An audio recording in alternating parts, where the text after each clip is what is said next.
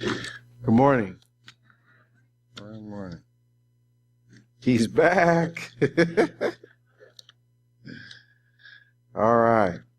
Today, we want to continue with the series, Ties That Bind. Talk about two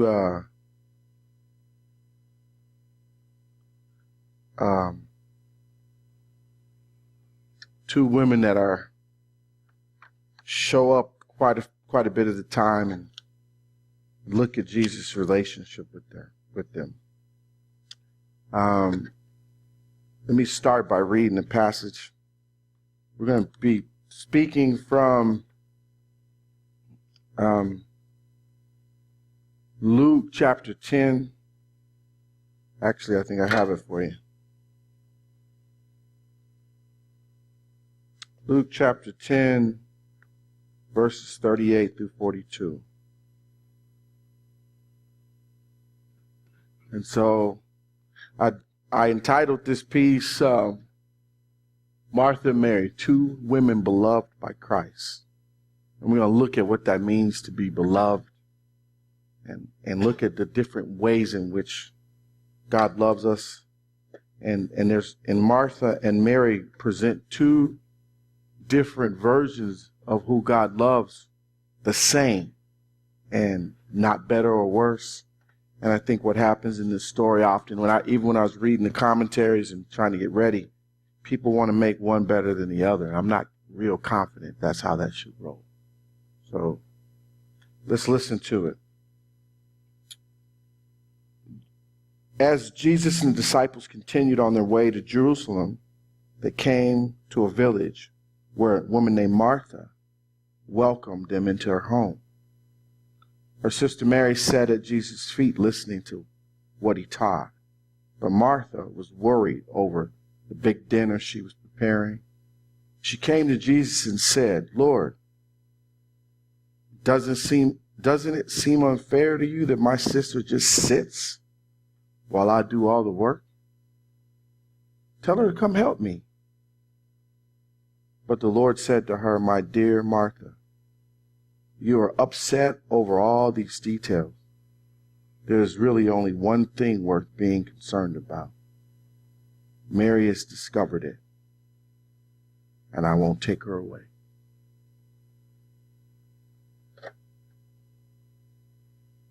So now I was thinking about this. Now, I really ain't up here to offend women. Do you understand what I'm saying? I'm outnumbered in my house 4-1. Could be bad if I mess this up. I am going to ask you to presume that the way Jesus handled Mary and Martha would be the same if she was handling Mike and Billy. If he was handling Mike and Billy the same way. It just so happens that Luke's gospel covers and has more of Christ's interactions with women than the other gospels. And I could do some politics about that. I won't. I could do some gender about that. I won't. I could do some race about that. I won't. Just let it be said that I think Jesus would have responded to two men, two brothers, the same way he responded to the two sisters. And I think that I'm not going to pitch this in a psychological way and try to tell you that Martha's firstborn and Mary's youngest, which might be my perspective. I'm not going to do that. I'm going to try and talk to you about the fact that these are two people that Christ, actually three people that Christ loved dearly. But before we do that, I want to read something to you because I think to be beloved, and it's the word I'm going to use today, it's a process. And once you're in it, you can't go backwards. And I was thinking about that. He loved Martha the same way he loved Mary, and he didn't think more of Mary than he did Martha. And in the story, he was just as tender with Mary. He was just as tender with Martha as he was with Mary, even though the language doesn't bear that out. So I started to think about where I might see that. And I decided to read you something from the Velveteen Rabbit. If you read the Velveteen Rabbit, put your hands up real quick. Let me see if I got some love in here. Velveteen Rabbit? All right. If you haven't read the Velveteen Rabbit, it's not really written for kids. It's written for you, adults out here. Anyway, the story has already started, and it's a story mostly about the conversation that happens between a rabbit, a beat-up rabbit, and a skin horse who's really beat up. And they have conversations about this thing called real, which I'm going to equate to beloved, or belovedness, as you will see. Jay. The skin horse had lived longer in the nursery than any others. He was so old that his brown coat was bald in patches and showed the seams underneath. And most of the hairs on his tails had been pulled out out of the string necklace. He was wise, for he had seen a long succession of mechanical toys arrive and boast and swagger, and by break their main strings and pass away. He knew they were only toys, and they would never turn into anything else. For nursery magic is very strange and wonderful, and only those playthings that are old and wise and experienced, like the skin horse, understand all about it. What is real?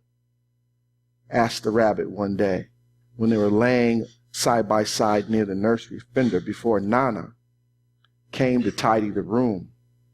Does it mean having things that buzz inside you and a stick handle? Real isn't how you're made, said the skin horse. It's a thing that happens to you when a child loves you for a long, long time. Not just play with you, but really loves you. Then you become real. Does it hurt? Asked the rabbit. Sometimes, said the skin horse, for he was always truthful. When you are real, you don't mind being hurt. Does it happen all at once, like being wound up? He asked, or bit by bit. And it doesn't happen all at once, said the skin horse. You become. It takes a long time. And that's why it doesn't happen often to people who break easy or have sharp edges or have to be carefully kept. Generally, by the time you're real, most of your hair is loved off, your eyes drop out, and you get loose in the joints and very shabby. But these things doesn't matter at all, because once you're real, you can't be ugly, except to the people who don't understand. I suppose you're real, asked the rabbit. Then he wished he hadn't said it, for he thought the skin horse might be sensitive. But the skin horse only smiled. The boy's uncle made me real, he said. That was many years ago. But once you're real, you can't become unreal again. It lasts always. Now, some of you still wondering, what's that got to do with the scriptures? Belovedness. I think that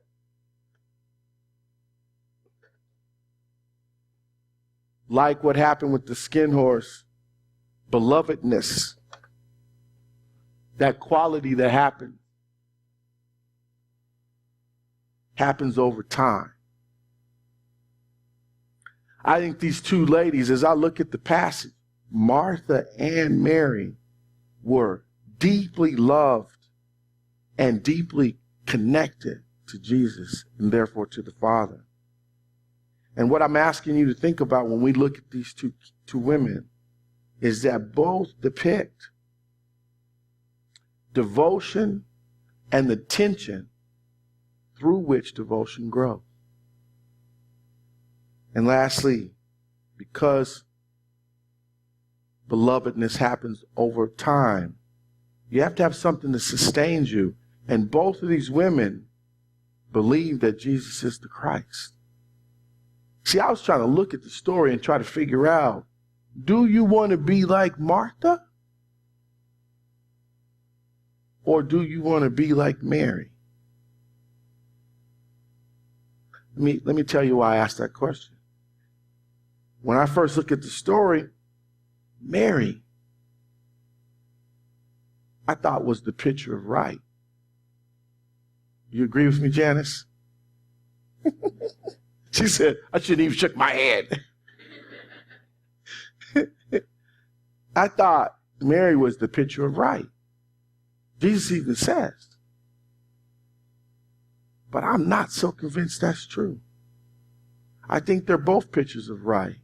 One's a picture of right in that I make the decision and I move through the tension and I decide to land on this side of tension. And Mary decided to land on this side of tension, which was sitting at the feet of Jesus.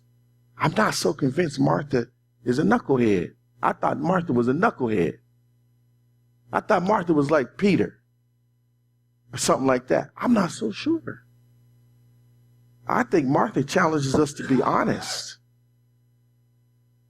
I think she challenges us to put to let our hands hang down and speak freely to the Father. But she speaks freely to Jesus. Yo, Jesus, let me ask you something, man. I just want to say something to you right now. Here's what I'm thinking. Isn't it true she should be helping me right now? I'm just saying. Now, that's an interesting thing in the context of culture, right? So in that time and day, women were not supposed to sit at the feet.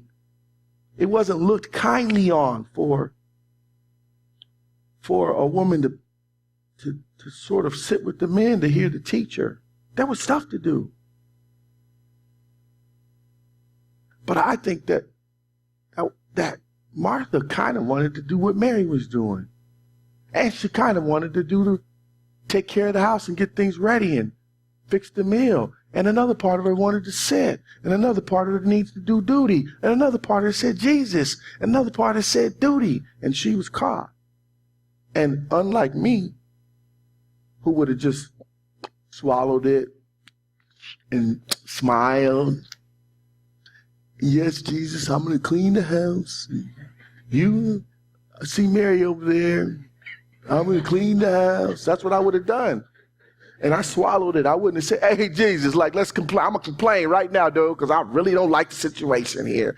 And probably there would have been a better way for her to do it. But so I contend they both love the Lord and they both had things to learn over time.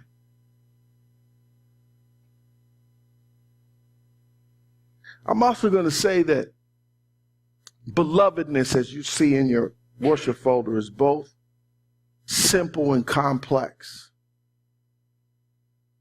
Mary gives me the simple side of beloved. And why I say that is that you don't see the tussling that goes through. The story opens up. Martha greets Jesus. They come to Martha's house. Now, what's interesting about that is that Martha and Mary and Lazarus were homeboys of Jesus and them. They hung out. You know, I got people that come through town, and when they come through town, they drop in my house. Hey, man, I was in town, man. Can I come stay in your bedroom? Yeah, man, you good, man. Come on, stay in my bedroom, hang out. And then they come up and talk to me at 11 o'clock at night and eat my food out my fridge. And, you know, mess up the bed and leave. And I invited Mike, my friend, he's 6'5", and we was running the tournament. He was like, I got to stay in the hotel. I'm like, man, you tripping, man. You come stay at my house. I regretted that. 6'5". Now, he don't have a CPAP machine. I'm giving you a hint at what I had to deal with. 6'5", 245 pounds. My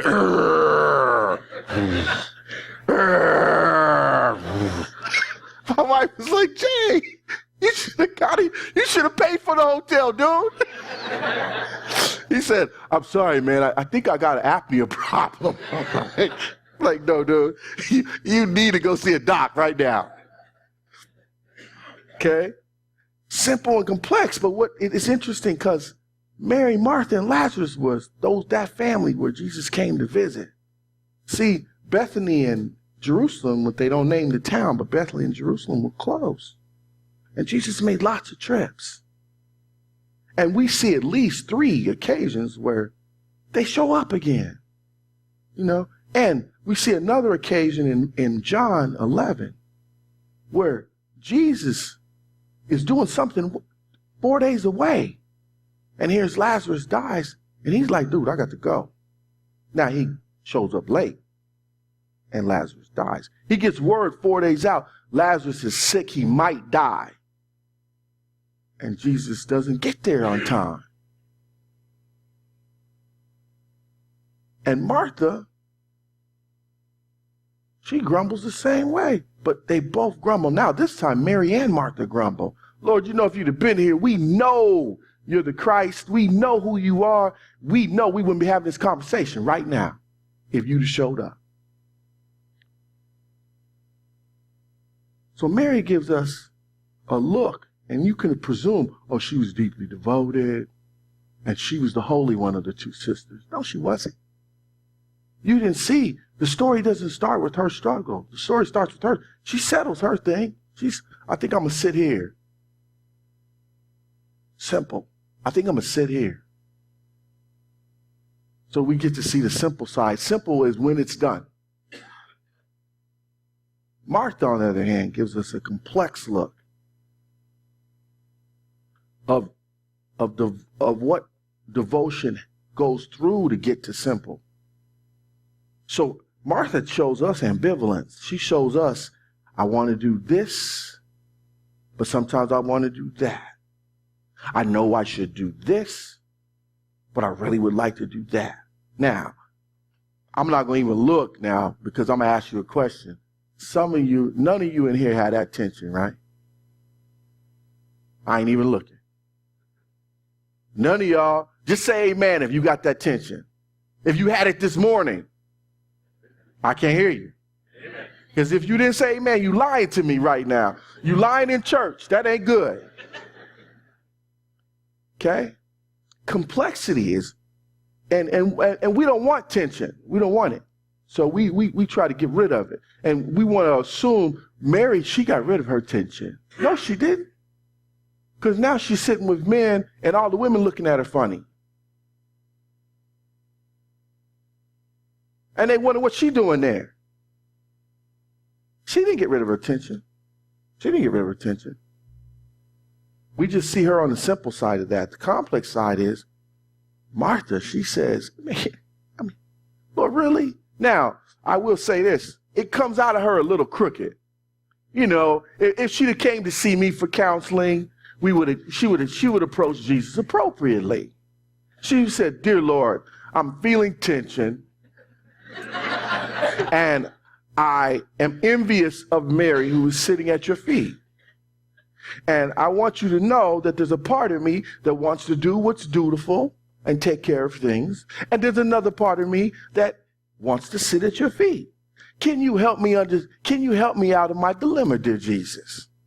That's not how she came out. I came out of her. She said, Lord, see, when you're caught in tension, you do crooked stuff. So instead of that, she didn't want the tension, so she blamed Mary for it. Lord, and the text, now I read it in the New Living, okay? In the NIV straight, it doesn't capture that. She doesn't say, Lord, she doesn't say, Lord, how come you letting her sit at the table with you? She puts Jesus in a dilemma. She says, Lord, she wants him to say yes. So she says, Brett, I'm just saying, wouldn't you agree that the right thing for me to do is play the drums? Wouldn't you agree with me? That's what she wanted. So she set it up just like the way most of us do. We go the path of least resistance. Nobody does that here. Just me, right? Path of least resistance. Punk path. I call it the punk path. Nobody takes the punk path, right? I see some hands up. Punk path. Anybody take the punk path? The easiest way. Both simple and complex. If I'm making my point, I'm just saying Mary's simple because you don't see her tension. Martha's complex as she puts it out there. Now, what I love about Martha and what belies, I'm going to get ahead of myself, but what is important to notice is that Martha has enough of a relationship with Jesus to do what? To grumble. See, when you're with your best friend, the difference between an associate and a best friend is, with my best friend, I takes the clothes off. I takes the mask off. I'm not, I'm at USD talking to my friend Russ, and we kicking it. He's from Chicago. I'm from Denver. And if you guys were listening to us, because most of you have the wrong color, okay, you wouldn't understand what we were saying. Because we talking hip hop. We like, yo, dude, what's up? Blah, blah, blah. And people walking by us looking like this, But we both have responsibilities. I'm a doc student, and he's a student assistant coach. So we're talking. And one of his athletes shows up for track. And he changes. Travis, he changed on me. He turned into a white dude, like right in front of me. We was talking, yo, dude, what's up, blah, blah, blah. Mr. Johnson, he said, yes, can I help you with this? And he put on Hallmark, and I was teasing him about it until one of my graduate students came up to me. And he said, because I'm a student assistant, I was teaching a class as part of my doctorate program. Mr. Chambers, and I said, yes, we need to talk about. And then he was cracking up. He said he was just laughing at me. I'm like, what happened, man? We just changed like that. Boom, boom. What? That's good. That's what happens when you're with your friends. You relax. My best friends can call me on my junk. I expect it. And I don't go, I can't even believe Mike said that to me, man. I'm all butthurt about it now. I got to limp around now because he said something and he shouldn't have said it. No, dude, I'm like, when he says something, I'm like, that's my dude right there. If he said it, I better listen to it. I take my mask off. Martha knew Jesus intimately. She didn't go, I wonder if I can tell him. She didn't do that. She went straight to him. Jesus, check it out, man. I got something to tell you, man. Like this thing here going on over here with my sister. You need to straighten this out, man. I'm just saying. She came straight at him because she knew who he was and how he was. She knew she wasn't going to get no heat. She knew Jesus loved her.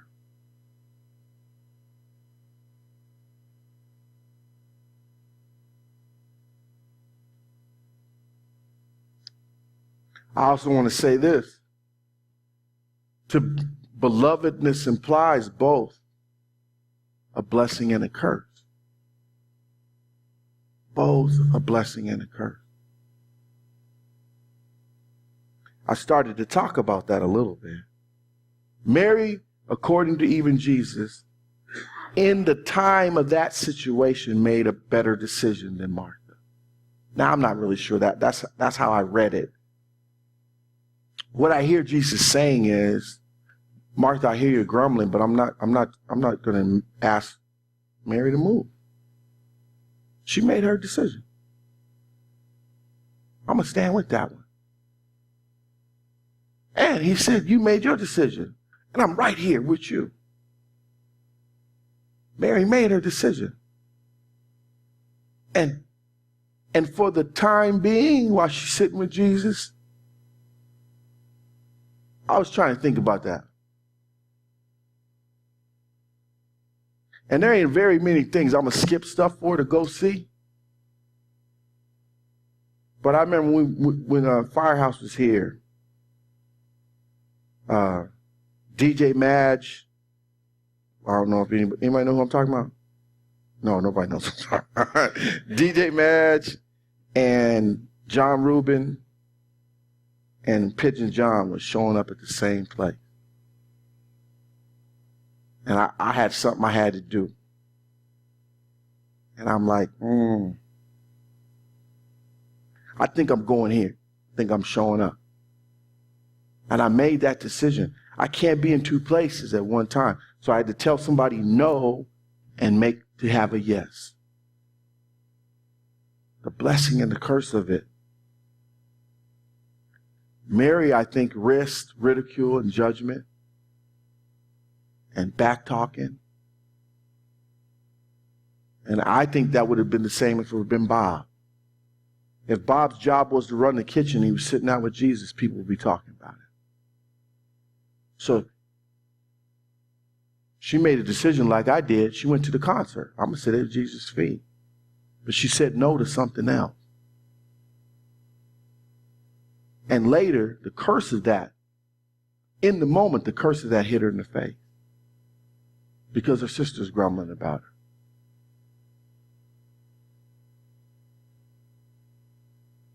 Martha, blessing and curse as well. Martha authentically knew Jesus, but the blessing was Martha got to be herself with the king. Now I'm asking you, Martha got to be her whining, grumpily, crooked self with the king. How many of you think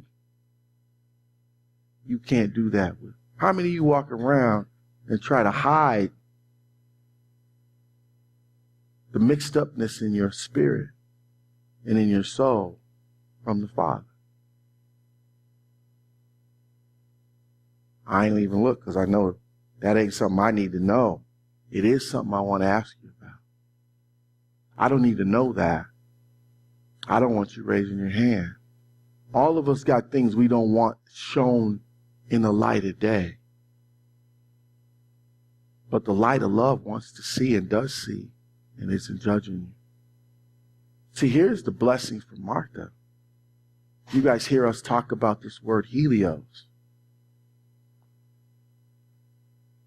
Martha got to experience Helios.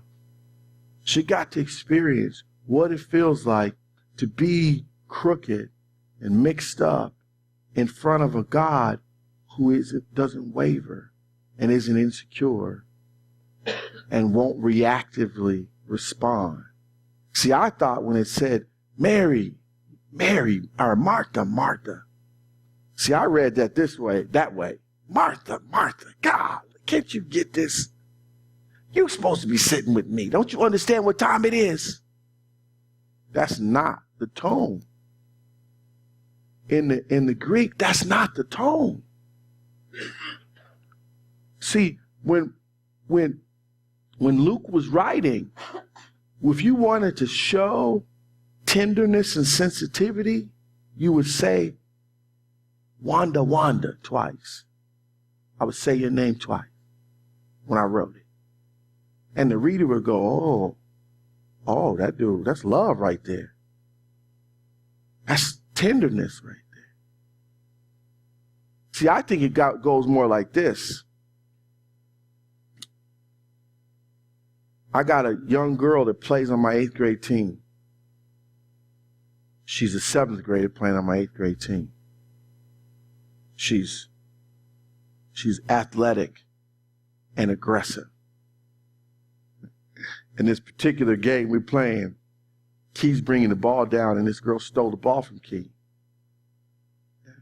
And I love Key. But Key got a foul problem. She got a fouling problem. So the girl steals the ball from Key and takes off. I could see it in Key's eyes. She went, oh no, that's my ball. That's my ball, dude. For real, that's my ball. Key chases her down.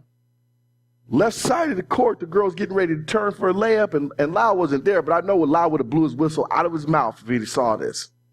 She gets ready to turn the corner, Lau, and Key Key rears up with 2 arms and hits her. Bam! Knocks her into the stands, into the wall at Augustana. The girl rolls on the floor. The other coach on the team's jumping up and down. And I'm thinking, Key, I love you, Key. I say, Key, come here. She comes over. Now you got to understand, she's a 7th grader. She comes over and what's me? She comes over. I say, Key. She said, what? I'm like, Key. You don't know what you did. She had my ball. She said, I said, Key, you can't do that. Like, you can't knock people down. She said, but she had my ball. I had to get it back. I said, Key, she hit the floor into the wall. I know. I pushed her too hard, she said. But I was going to get that ball back. Now, when I'm talking to Key, I wasn't thinking, oh my God, I'm going to kill her. I'm thinking, Key, I love this kid. I can see in her eyes, she had no idea what she just did. And it wouldn't have been helpful for me to scream like a crazy man. I said, Key, come here, you got to sit down, because if I don't sit you down, they're going to throw you out of here, Key. She said to me again, what? She don't get it. So we sat her down. I said, Key, come here, talk to me. I said, look, here's the deal. Every game, you sitting with me. Why? Because I keep getting fouled, she said. I said, Key, I want you on the floor. I don't want you sitting next to me. So I put her back in, because that's what you do. I put her back in. The same girl steals the ball. Key does this. The ball goes, she goes like this, then she looks at me. I said, Key. I did like this, Key. She ran her down and got in front of her and did like this. I said, then I clapped, Key, yeah. She said, did I do right, coach? I said, yeah, that's what we need. Okay? I think that's the spirit with Martha. Martha. He's saying, Martha, I love you, girl. You got to understand, I love you. I'm glad you're bringing it to me. You said it the way you needed to say it. Now let me help you. Let me clarify for you what's going on here. He didn't say, you need to put that sinfulness away. You need to put that selfishness away. He didn't say that.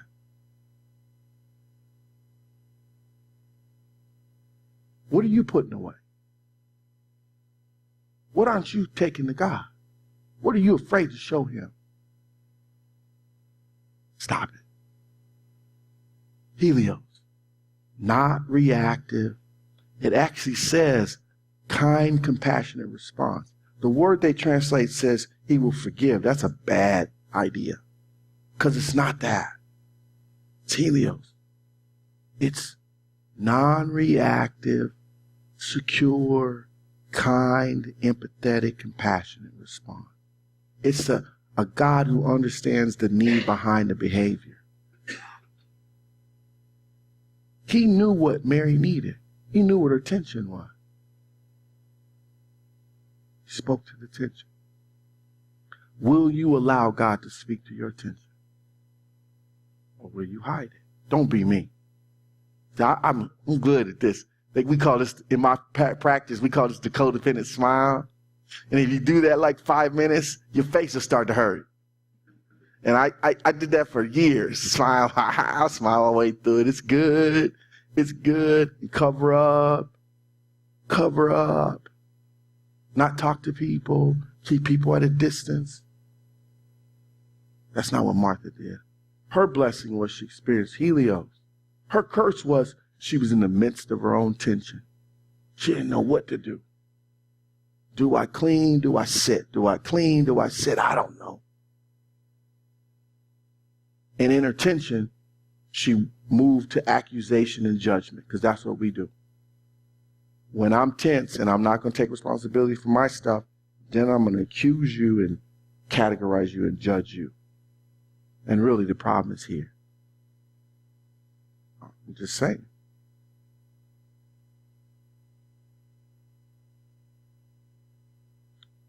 But I contend that these two women understood something that we don't always understand so well either. They understood that being beloved and belovedness, that quality that God gives us when he chooses us, implies a relationship with him that lasts forever. There's a place in Romans where Paul's trying to make a point about love, and he says something that I read two ways. Nothing can separate us from the love of God. No thing can separate us from the love of God. Once you're beloved, you're not ugly anymore. And it's forever. You're not ugly anymore. And you're only ugly in your own eyes. You're not ugly in Jesus' eyes. And he wants you to stop looking at yourself like you're ugly too.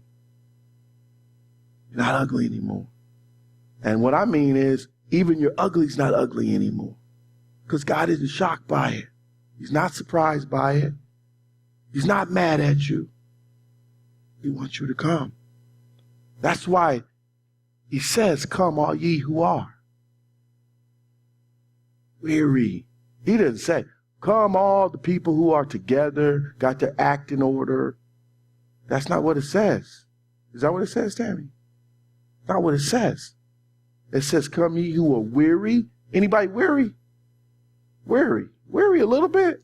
Just a little bit? Anybody heavy laden? Anybody got stuff?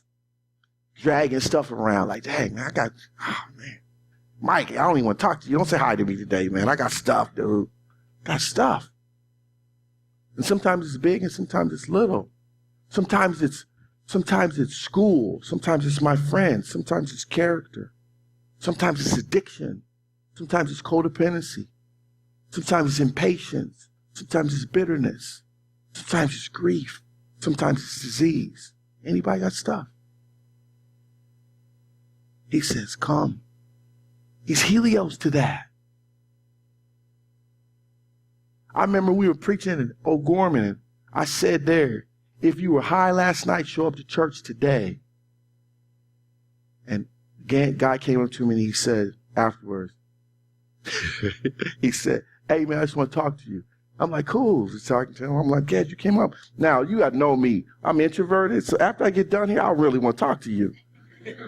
I'm just being straight up with you.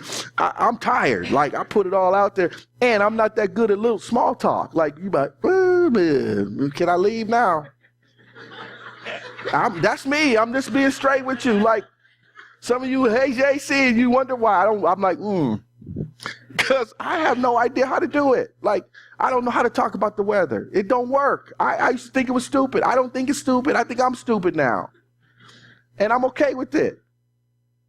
But you got to understand that. So he's talking to me. I'm thinking in my head, okay, dude, I'm glad you came up, but like, make it quick. That's what I'm thinking. Make it quick because I'm exhausted.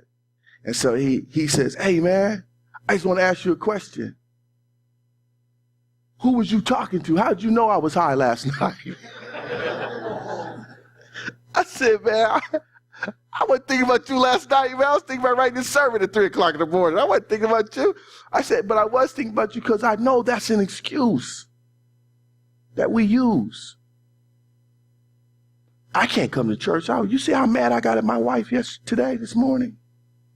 Get out of here, dude. Show up. Come. Weary. That's the qualifications. Weary and heavy laden. Come.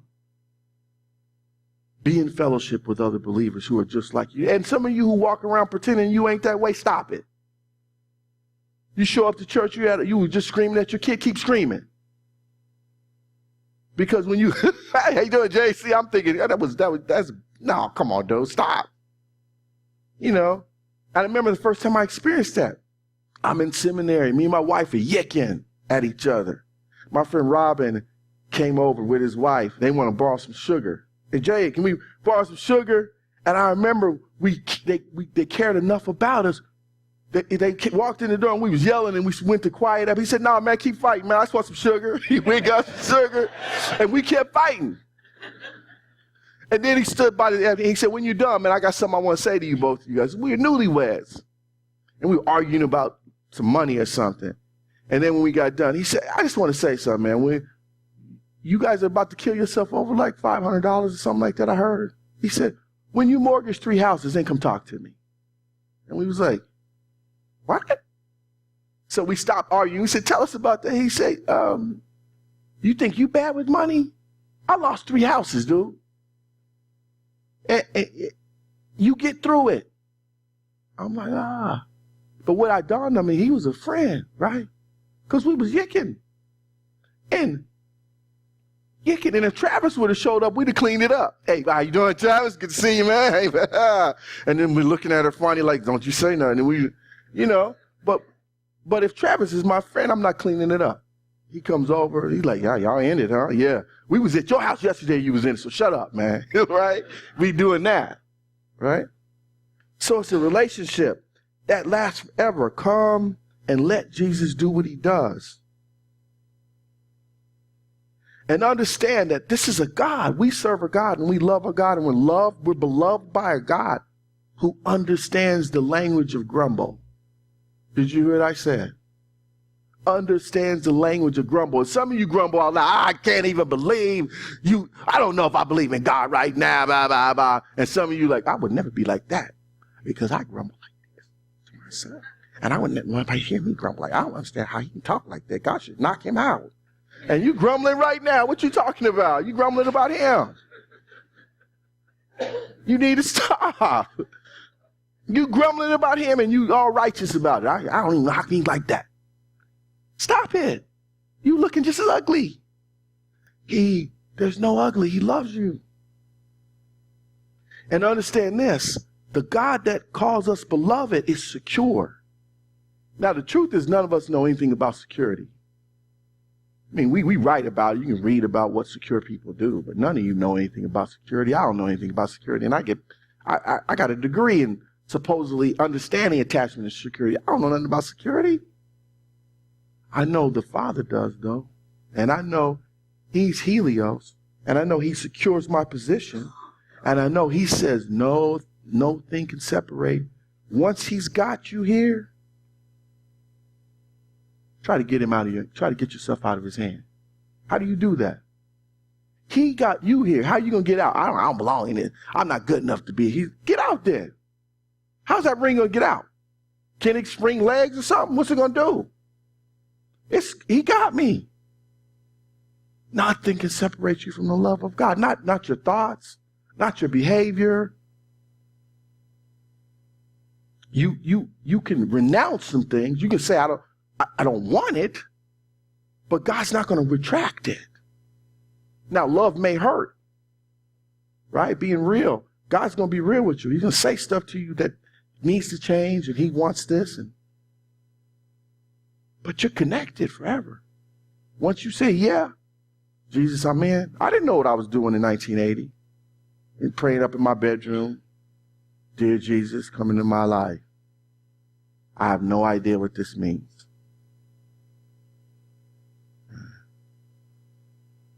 I have some idea about what that means now. See, I thought when I did that meant I was supposed to get all my bad stuff out. So I got rid of all my hip hop and all my bad music. And now that was stupid because I missed that music. I got rid of a lot of albums that would be worth something to the hip hoppers now. Amen? So let me just review. To be beloved happens over time. It can be both simple and complex. It comes as both a blessing and a curse. And it implies you're in a relationship with the King forever. I'll finish with this and then call the worship team up. Matter of fact, y'all come up while I'm reading. J. Dwight Pentecost used to say, mercy is God's ministry to the miserable. It is both intensely personal and immensely practical. For when I am treated unfairly, God's mercy relieves my bitterness. When I grieve over loss, it relieves my pain and my anger and my denial. When I struggle with disability, it relieves my self-pity. When I endure physical pain, it relieves my hopelessness. And when I deal with being sinful, whatever that is, all the time, it relieves my guilt. Therefore now there is no condemnation for those in Christ. No condemnation. Amen? I'm looking at beloved people. Dear Father, just want to say thank you. I want to say thank you for Mary and Martha, that it gives us a picture of the way in which you love us, and help us to understand that we are beloved by you. And because we are beloved by you, that it will take some time, but you're in it for the long haul, that you're in it forever, that you understand both simplicity and complexity, and that you understand blessing and curse. Be with us as we live this out. Be with us as we take this into our daily lives and expose our families and our friends to that. In Jesus' name, amen.